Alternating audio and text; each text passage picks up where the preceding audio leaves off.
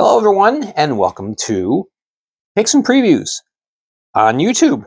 Yep, we are transferring it from its old form on Facebook via WordPress to here on YouTube because this is going to be a regular feature of the Fed Flash Face-Off, which is premiering next week. It's going to be one of the segments, one of the features that's going to be a regular part of the Face-Off show. So, and don't forget, that is coming next Thursday. All right, so let's break down our games. As of right now, all games are still on. All games are still scheduled. This is being recorded Thursday evening. One time change, but right now, all the games on Saturday are still scheduled. So we'll see how things go. All right, first matchup is the PeeDee Ice Cats traveling up north to face the Binghamton Black Bears. It's nice to see a matchup that's fresh and new. These two teams have not seen each other before. They won't see each other again after this weekend, unless something goes, everything falls into place with the playoffs. So the PeeDee Ice Cats 11-16-3. That is good for 5th place in the Continental. Binghamton 29-3-0, first in the Empire. I kind of have a feeling, these are just some notes that I made to kind of help preview the series and the games a little bit. But I think a big possible impact is going to be made by Alexander Lakoff, by the PeeDee Ice Cats.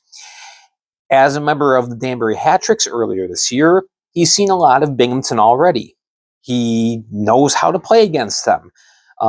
He's been very successful. I believe he has 5 total goals scored against Binghamton this year.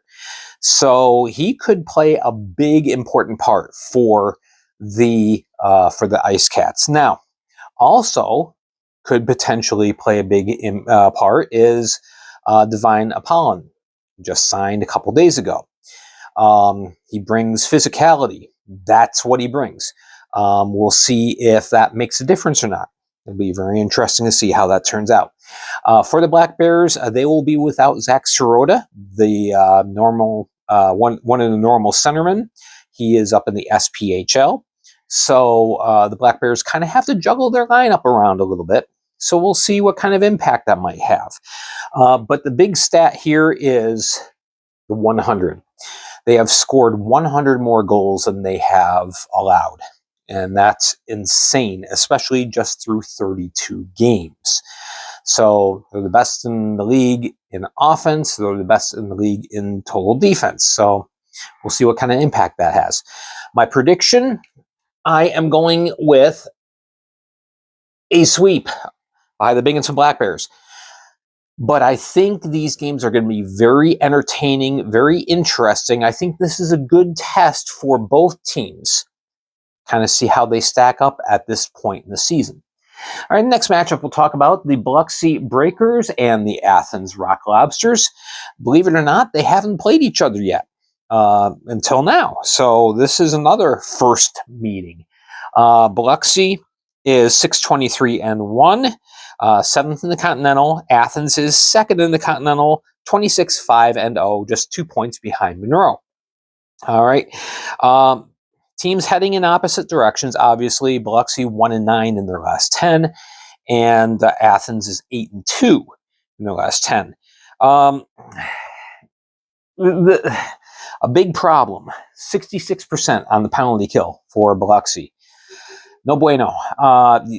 They've got to shut things down. Now, it'll be interesting to see what kind of impact is made by the recent addition of Ross Bartlett. We'll see if that makes a difference. They basically, it was a trade. Chris Hansen goes to Baton Rouge. Ross Bartlett comes to the Breakers. Don Carter was also included in the trade, but he's playing in Germany. For Athens, I think Eric Neely is going to play a big part. He's been kind of quiet the last 2 or 3 weeks. He's having a really good season, but he's been kind of quiet. So we'll see if he breaks out of his, I won't call it a slump. He's still getting an occasional point on the board, but he just really hasn't been a big factor. We'll see if that changes. I think it could. Carter McPhail, obviously, up in the SPHL, so it's going to be William Lovelier's net. We'll see what happens. Kyle Heitzner, what kind of impact is he going to have? First time he's played in this matchup, or well, second week with Biloxi, first time against Athens. So we'll see what happens. I am picking Athens for the sweep.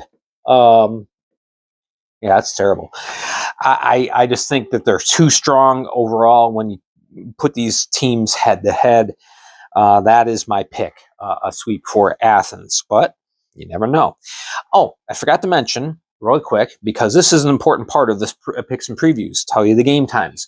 7 o'clock for this matchup on both Friday and Saturday. For this matchup, it is 7:05 on Friday, and as of right now, it is 7:05 for Saturday. That may change. We will have to just watch through the day on Friday and Saturday. If nothing gets announced, then you can assume, okay, the game's on as normal. But there may be a change depending on the track of the weather system coming in. This is a huge monster storm. So we will see.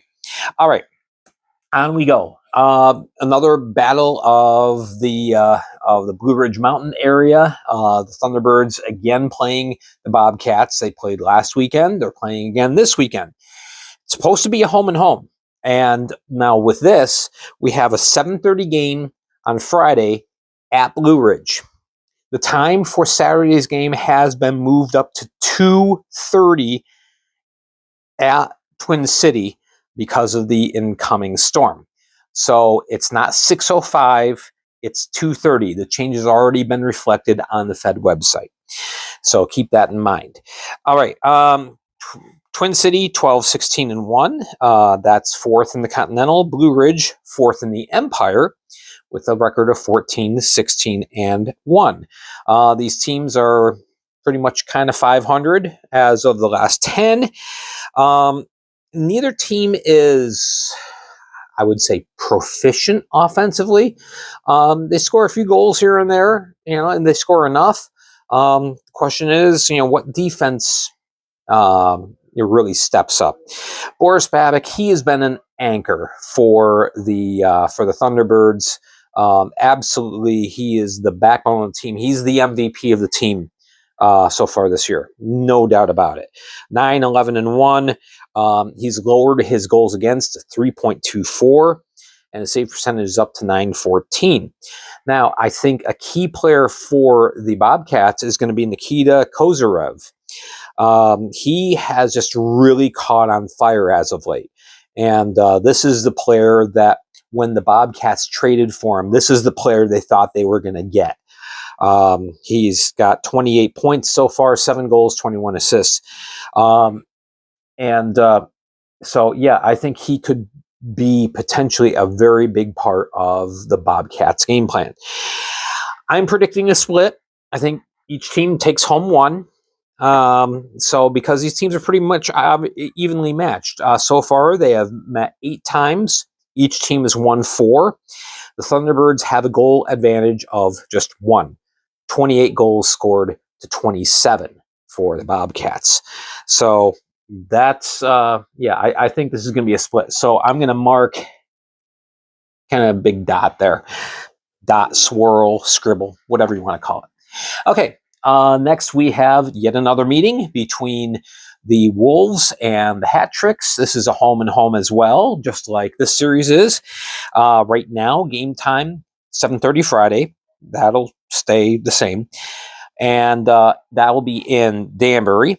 And Saturday is supposed to be in Watertown, 7:30. Now, Watertown might be far enough north to escape the worst of the storm. So, I'm thinking that start time might stay the same.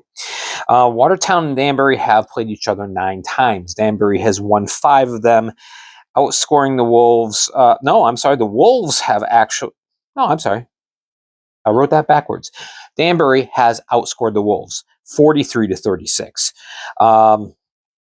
It's been a pretty good series so far. But it's strange because it's like one team is dominant one night, and then the next night, the other team is dominant. It's not like these super close games. It's been very strange. Both teams struggling as of late. You know, they're both fighting for that 5th, 6th place spot, trying to get closer to 4th, where the Bobcats sit. Right now, the difference is 4 points for Danbury, 7 points for Watertown. Both teams score 3.4 goals per game. That's okay, not great, not terrible. Igor Filipov, he has been really, really good. 16 goals, 39 points. I do not know if Stephen Klink is going to be playing. He did get banged up a couple weeks ago against Binghamton, so I don't know, what's going to happen with him. I have not heard anything yet. Eli Rivers has been phenomenal since joining the Hatricks. Just a real spark plug, already has a hat trick, and he's been a major factor in every game he's played in the orange and black. So I think that's going to continue. 12 goals, 21 points so far. I'm a little concerned about special teams. Watertown's not great on the kill. Danbury's not great on the power play. Going the other way, it's a little bit, I'm a little bit closer, but I don't know. That could play a factor, but most likely, most of the goals are going to come 5-on-5. I am predicting a split for this game as well. I think each team takes one, probably home and home, which would be a true home and home series, I guess. All right, then we have the Zidico traveling to Columbus, Georgia. As of right now, the River Dragons haven't changed the start times. 7:35 on Friday. That's normal. 7:05 right now on Saturday. Again, subject to change. Keep watch. All right. The Zidico are 6-17-6. They are a better team than their record indicates. They just need someone to put the puck in the net. For the River Dragons, 17-11-3. That is third in the Continental.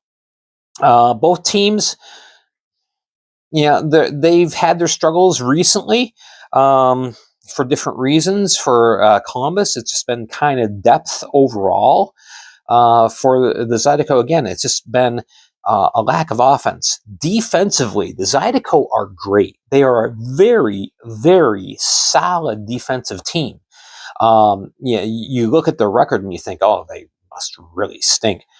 Oh, they're a great 5-man unit. They just need a player or two to really take the lead and just say, guys, jump on my back. I'm carrying us.